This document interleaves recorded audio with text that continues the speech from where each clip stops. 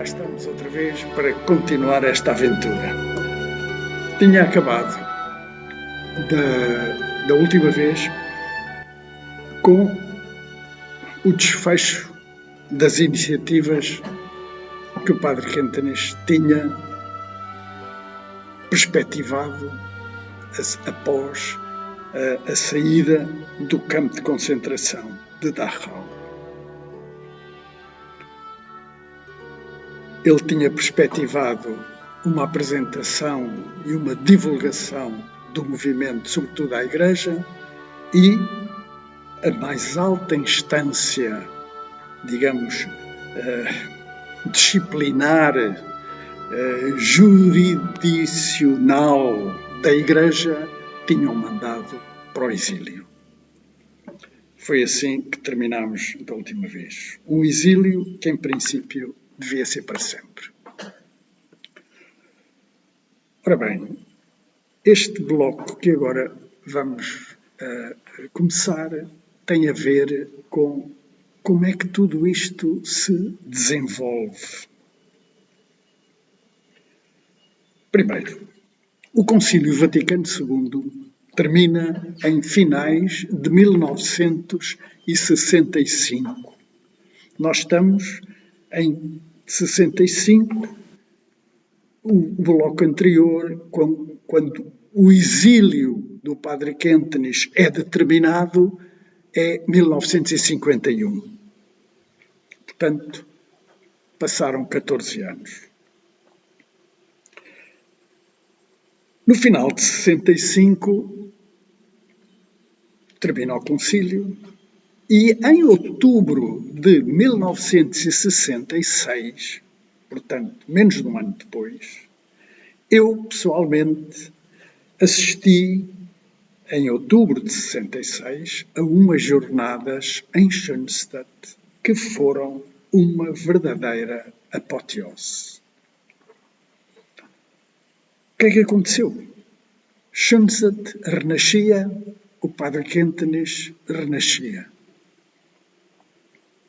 E esta é a palavra correta, porque, na verdade, aquilo que se procurou foi aniquilá-lo,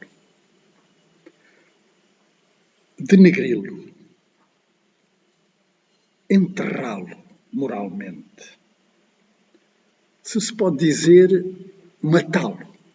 Moralmente, o Padre Quentinês devia deixar de existir.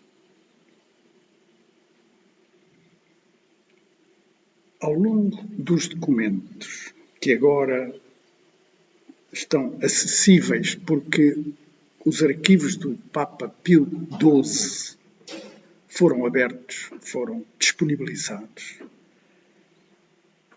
a gente começa a perceber coisas que não existiam. Métodos, atitudes. Eu tomei uma ou outra nota porque me parece importantíssima. O que se pretendia era que a fundação continuasse, mas sem o fundador. A fundação era considerada boa. O fundador é que não.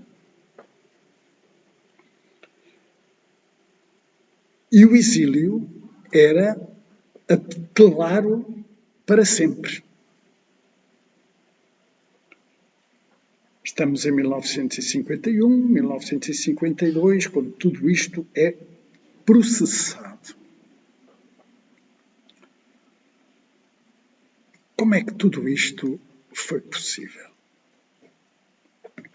Aquilo a que eu assistia em 1966, nessas tais jornadas épicas, era uma ressurreição.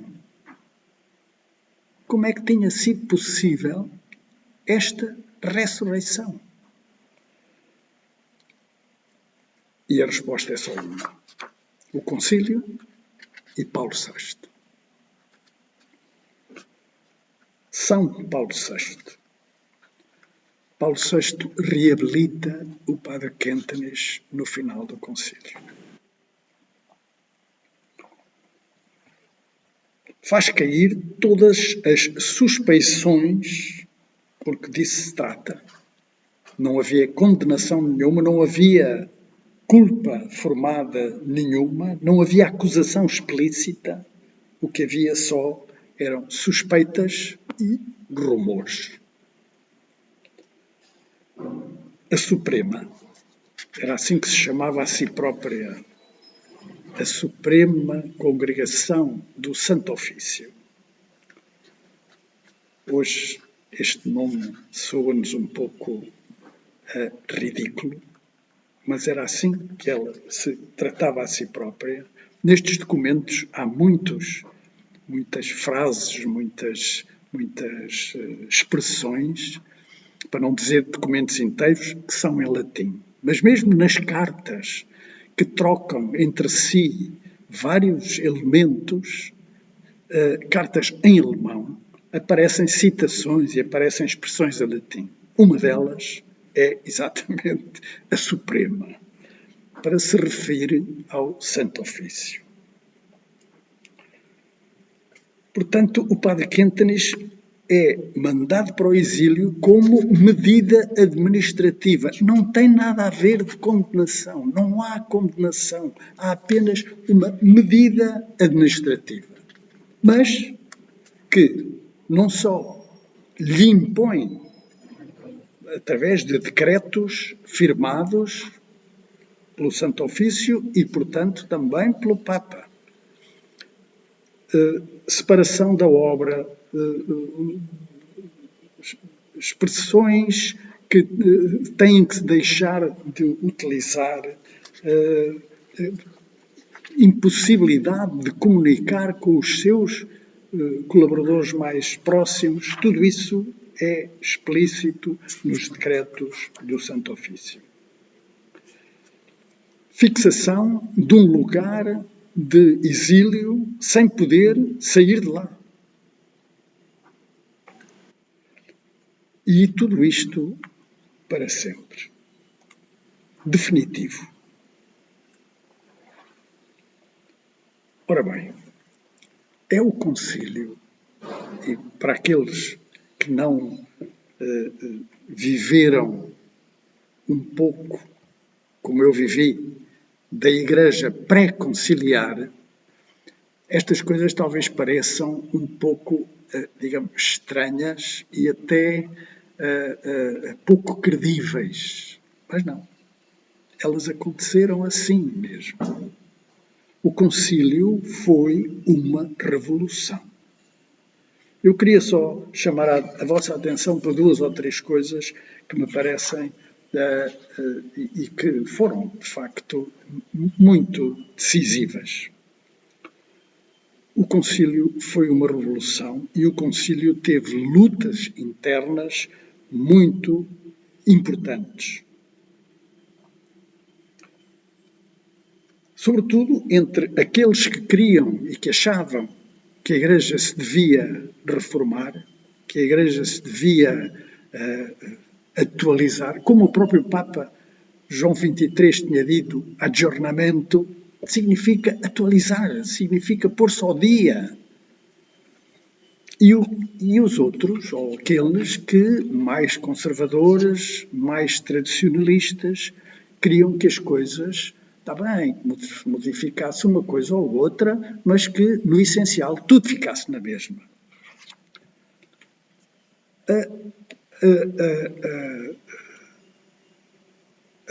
A decisão, o confronto que foi mais explícito foi o confronto acerca da colegiabilidade, o Colégio dos Bispos. E há uma votação no dia 30 de outubro de 63 que é absolutamente decisiva. Eu tenho que explicar aqui 2 coisas. O concílio tinha um grupo de moderadores, cardeais nomeados pelo Papa, que deviam providenciar para que os trabalhos do concílio funcionassem e progredissem. E havia uma comissão teológica que devia verificar se aquilo que os bispos estavam a discutir, as propostas que faziam, eventualmente até decisões que tomassem, estavam de acordo com a doutrina. Era, digamos, uma espécie, e não só uma espécie, como vamos ver, de continuação das obrigações do Santo Ofício, agora no Concílio. Até porque o presidente desta comissão teológica era também o cardeal Ottaviani, o presidente ou o responsável do Santo Ofício. E o seu homem de mão era o homem de mão do cardeal Ottaviani, também no Santo Ofício, o jesuíta holandês Sebastião Tromp. Ora bem, no dia 30 de outubro, a comissão dos coordenadores, não é a comissão teológica, não é o cardeal Ottaviani, são os coordenadores, os cardeais coordenadores do andamento do concílio, preparam umas perguntas para saber se os bispos ali reunidos na aula de São Pedro, na Basílica de São Pedro, estavam de acordo. E uma das perguntas era assim: agrada-vos que o concílio afirme que o corpo ou colégio dos bispos sucede ao colégio dos apóstolos na sua função evangelizadora, santificante e pastoral? Esta pergunta foi respondida com uma aprovação maioritária, mas imensamente maioritária. O jornalista Henri Fesquet, do qual eu estou a retirar estes elementos, que é jornalista do Le Monde e está, naquele tempo, a acompanhar a par e passo o concílio, escreve o seguinte: reconhecer que os bispos, enquanto colégio, sucedem ao colégio dos apóstolos é ratificar o juízo de que a Igreja Romana deixou de ser, se alguma vez foi, uma monarquia, eu diria absoluta, para se tornar uma colegiabilidade. Isto tinha sido, no dia 30 de outubro, aprovado pela grande maioria dos bispos. Ora bom,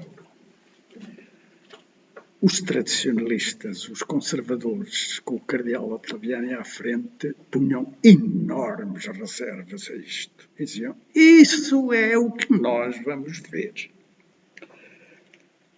Este ponto levou a que o cardeal Frings,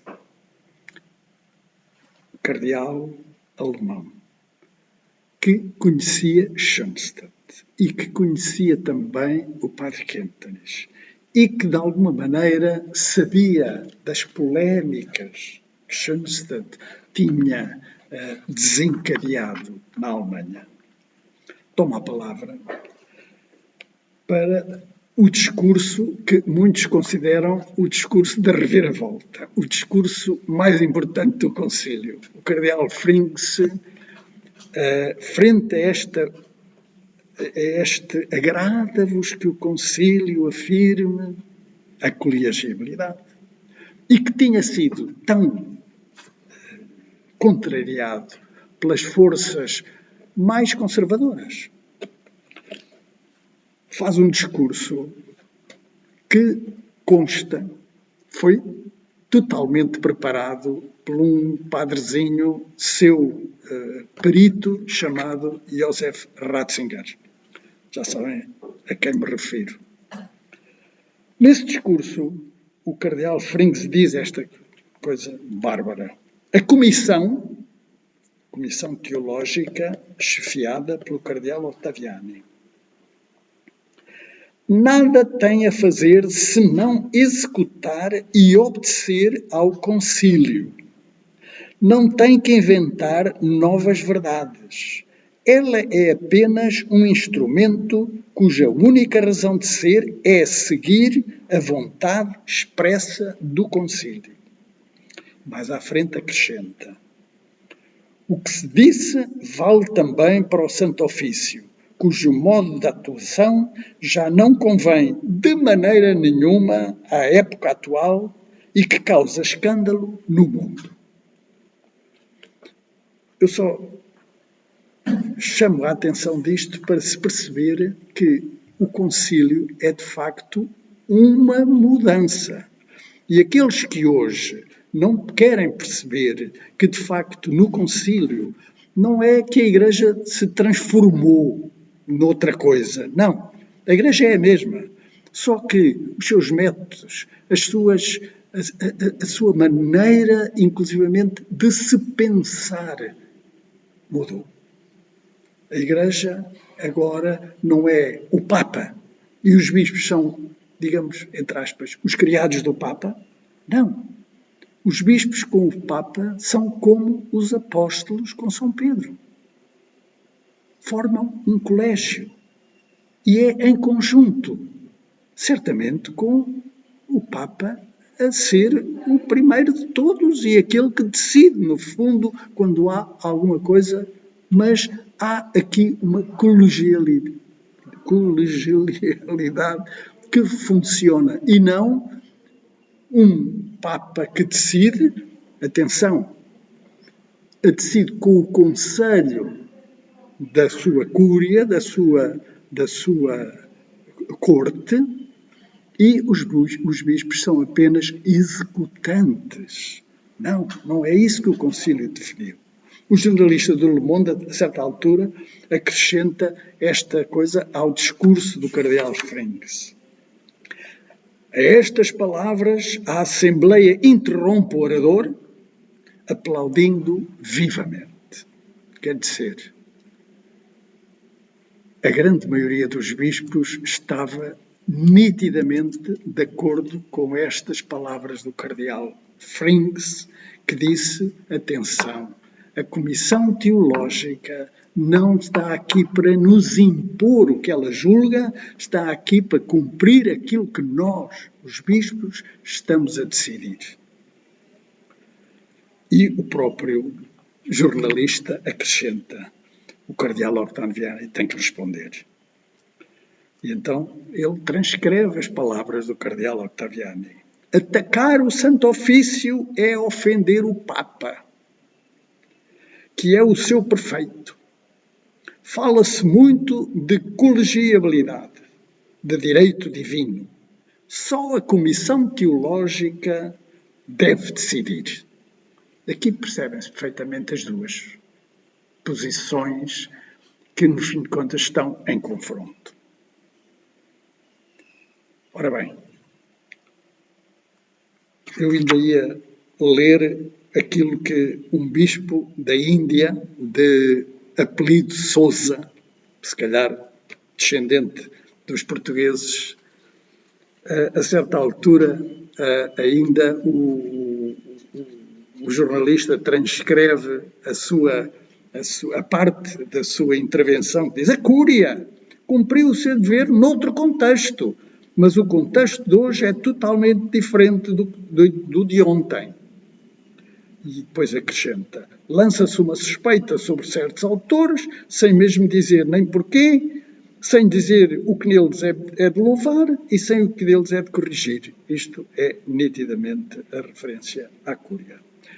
Quer dizer, terminando, a colegialidade foi consagrada pelo Concílio com o apoio do Papa Paulo VI.